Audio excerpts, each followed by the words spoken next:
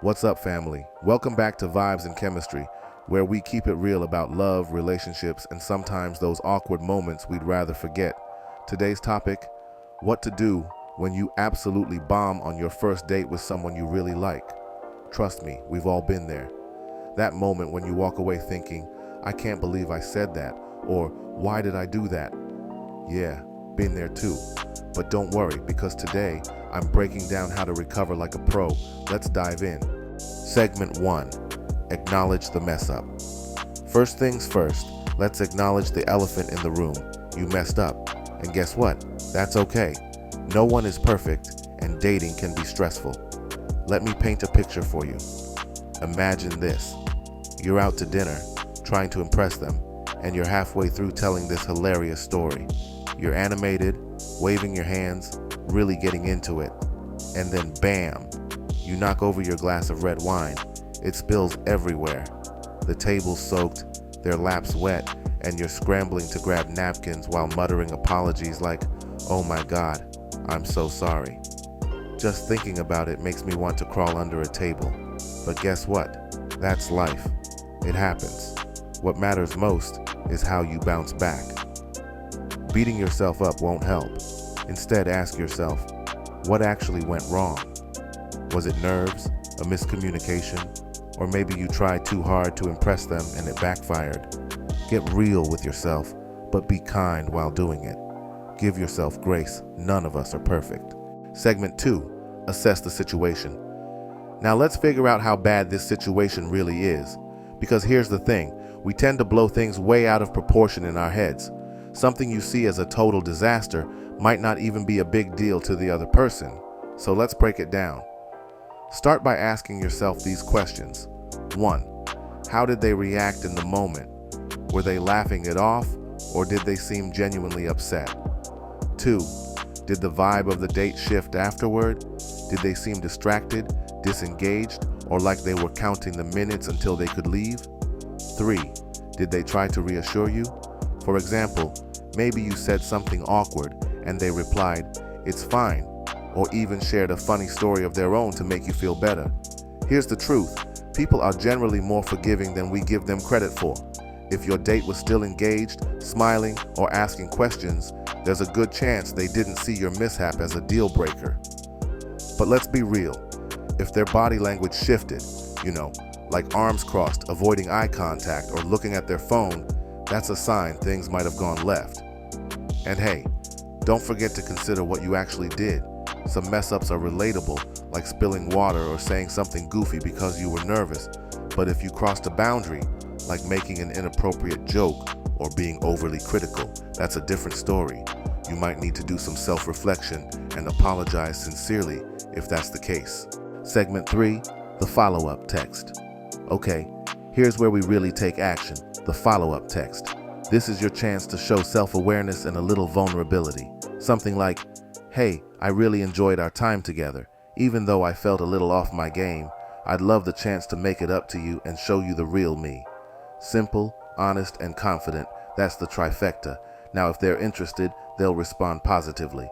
If not, well, at least you left the door open with grace. Segment 4, learn and grow. Here's the thing, dating isn't just about finding the one, it's also about growing into the best version of yourself. Every experience, whether it's amazing or downright embarrassing, teaches you something valuable. Take this moment to reflect and ask yourself, did I let my nerves get the best of me? Was I trying too hard to impress instead of just being myself? Was I as prepared for the date as I thought, like not having enough conversation topics ready or misreading the energy? Now don't just stop at figuring out what went wrong. Take it a step further. What can you do differently next time? Maybe it's practicing your active listening skills so you're more present in the moment. Or maybe it's working on grounding techniques, like taking a deep breath to calm your nerves before the date. And don't underestimate the power of preparation. If you know you tend to freeze up, think of 3 easy conversation starters ahead of time. For example, ask about their favorite travel memory or what inspires them in their daily life. That way, you'll always have something in your back pocket to keep the flow going. And remember, we all mess up sometimes. The key is not to let it define you. Growth comes from showing up again and again, even after things didn't go perfectly. That's how you build confidence. That's how you build resilience, and ultimately that's how you become someone who attracts the right kind of partner. Segment 5. Don't overcompensate. One thing I have to warn you about, please don't overcompensate. The amount of times I've seen people take L's here should be studied. Don't send flowers, do not write a long apology, or try to buy their affection. Keep it light, keep it real. Authenticity is way more attractive than grand gestures, especially when you are just starting to get to know someone early on. By overcompensating, you are more than likely going to put the recipient and yourself in an awkward position. It shows a lack of confidence, and many times will have the opposite effect regarding intention. Again, keep it light, keep it real, and be genuine. Segment 6. When to move on. Sometimes, no matter how much you want to fix things, the other person just isn't feeling it, and that's okay. The truth is, you can't force chemistry, and you definitely can't make someone change their mind if they've already checked out. But how do you know when it's time to move on? Well, look at the signs. If they're taking forever to respond to texts, giving you short answers, or just not making an effort to continue the conversation, those are clear indicators. They might not be interested anymore, and rather than chase, it's better to bow out gracefully. If you send a follow-up text and they left you on read or hit you with a dry, "Yeah, I had fun too," then that's your answer. You don't need to keep circling back trying to fix things.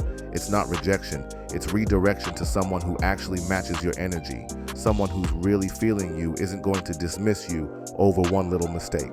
If they do, that just means they weren't really into you to begin with. And trust me, you don't want to be in a situation where you have to constantly prove your worth to someone. So instead of seeing it as an L, take it as a lesson. Every failed date is just one step closer to the right person. And when you finally meet someone who vibes with you effortlessly, you'll realize why it never worked with anyone else. Remember, dating is a journey, not a race. Every experience, good or bad, shapes you into the person who's ready for that lasting connection. So don't sweat the small stuff. You're human, and the right person will see and appreciate that.